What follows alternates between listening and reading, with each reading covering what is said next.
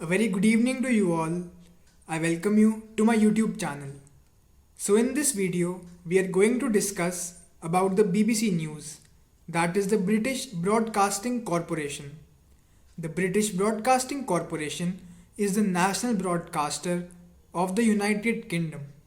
Headquartered at Broadcasting House in London, it is the world's oldest national broadcaster and the largest broadcaster in the world by the number of employees, employing over 22,000 staff in total, of whom approximately 19,000 are in public sector broadcasting.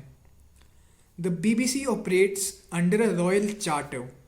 The current charter came into effect on 1 January 2017 and runs until 31st of December 2016. The 2017 charter abolished the BBC Trust and replaced it with external regulation by Ofcom, with governance by the BBC Board. Under the Royal Charter, the BBC must obtain a license from the Home Secretary. The license is accompanied by an agreement which sets the terms and conditions under which the BBC is allowed to broadcast. The Royal Charter sets out 5 main purposes. The first is to provide impartial news and information to help people understand and engage with the world around them. Next, to support learning for all ages of people. Third one, to show the most creative, highest quality and the distinguished output and services. Fourth, to reflect, represent and serve the diverse communities of all of the United Nations and regions, and in doing so to support the creative economy across the United Kingdom. Fifth one, to reflect the United Kingdom, its cultures and values to the world. For the first time in history, news was broadcast in England late night by the British Broadcasting Company on 14th November 1922. The total staff of the broadcasting company at that stage was just 4 people. It had been set up only a few weeks earlier by the manufacturers of wireless sets, mindful that the public needed something to listen to.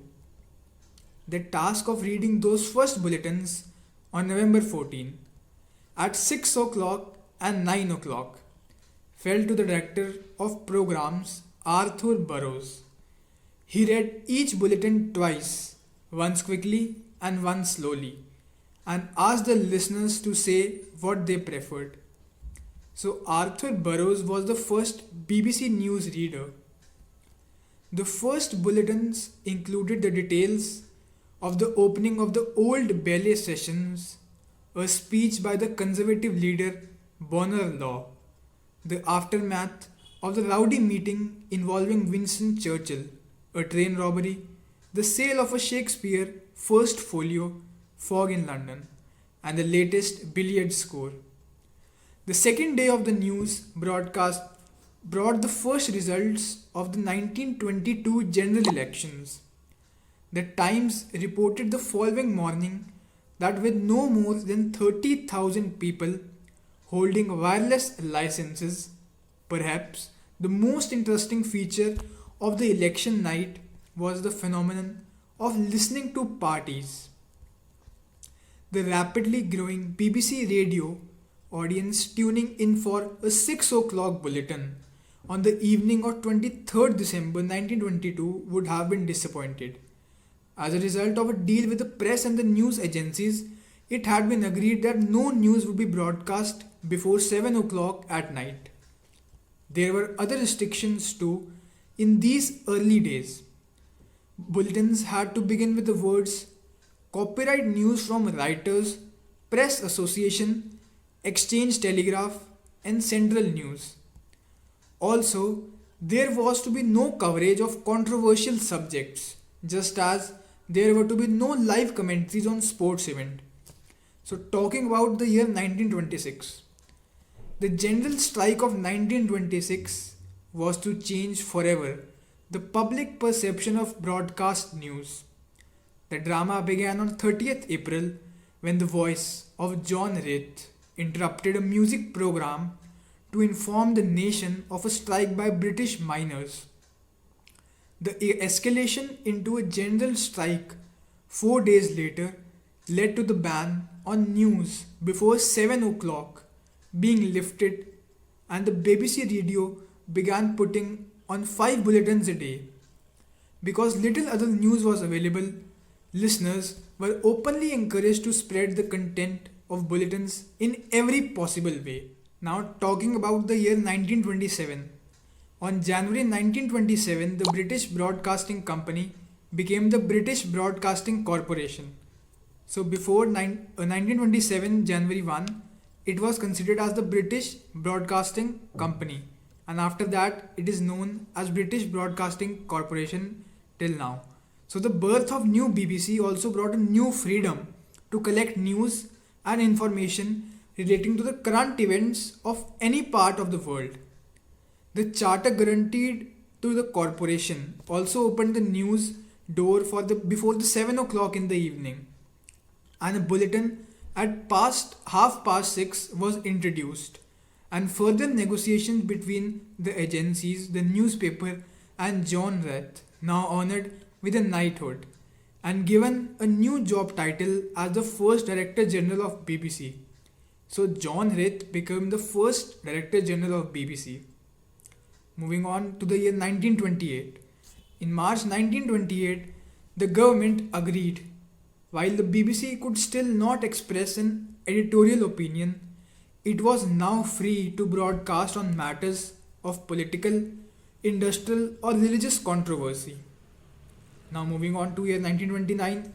After the close of radio programs, the BBC started transmitting experimental television pictures, although the start of a television news service was still many years away. So, moving on January 1, 1960, Green became the Director General. Green made changes that were aimed at making BBC reporting more similar to its competitor ITN, which had been highly rated by the study groups held by Green.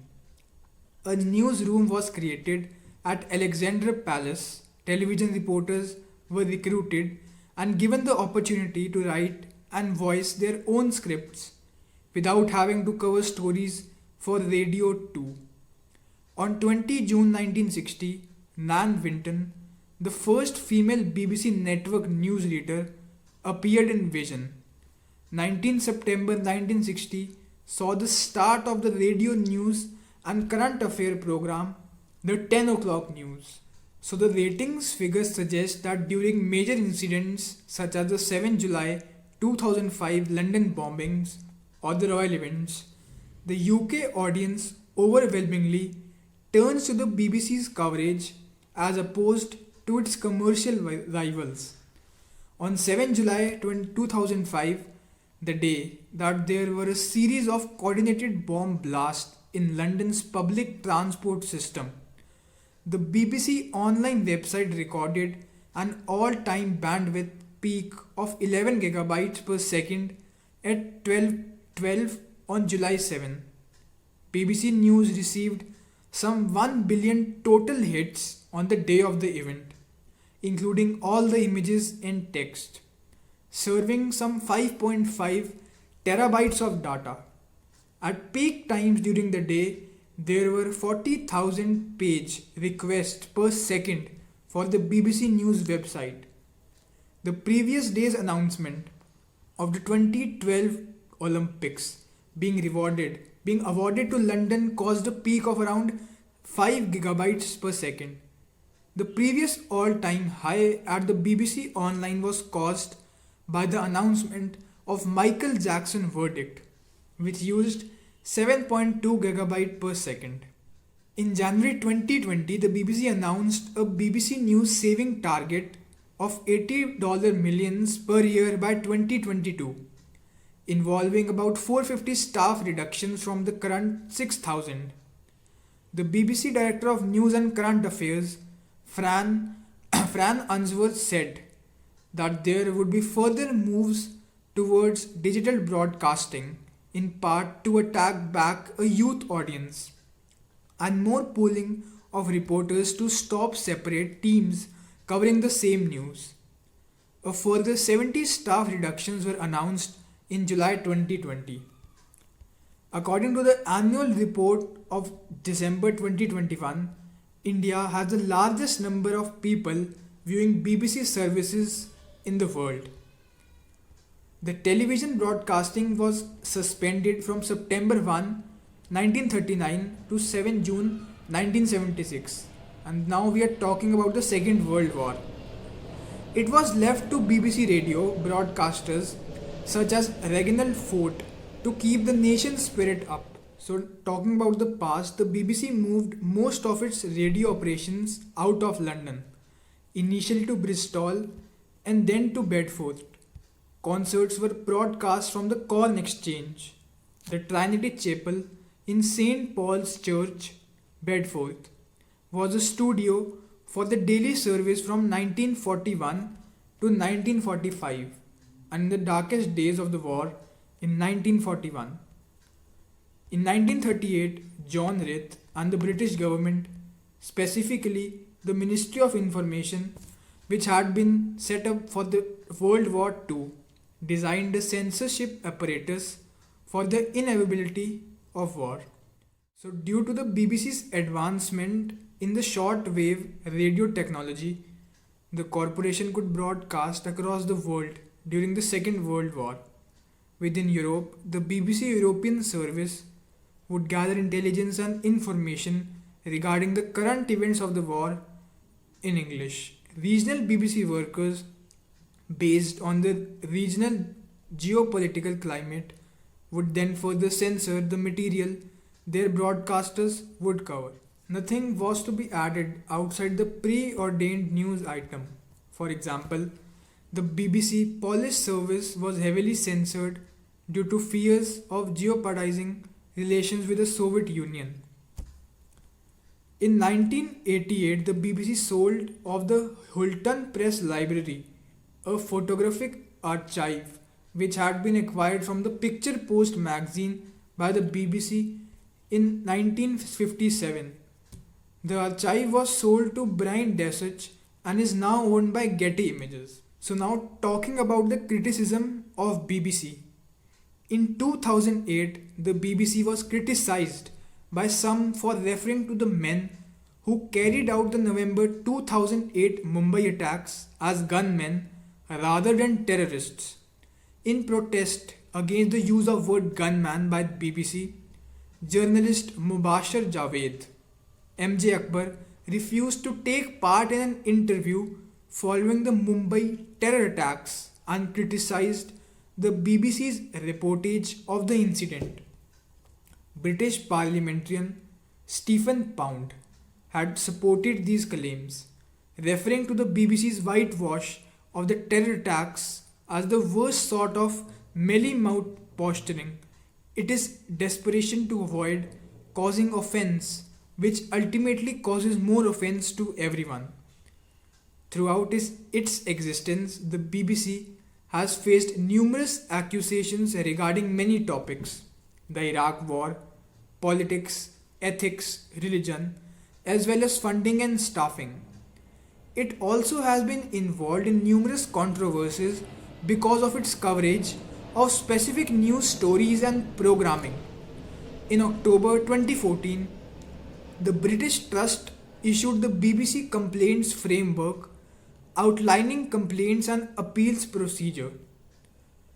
In February 2021, following Ofcom's decision to cancel the license of China Global Network (CGTN) and the BBC's coverage of persecution of ethnic minority in China, the Chinese authorities banned BBC World News from broadcasting in the country.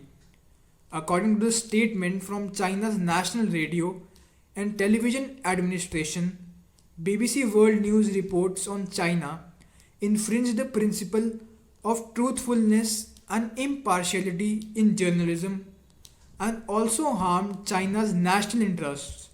Radio Television Hong Kong suspended BBC's World News the day after the ban took effect on the mainland. Thank you friends for watching this video.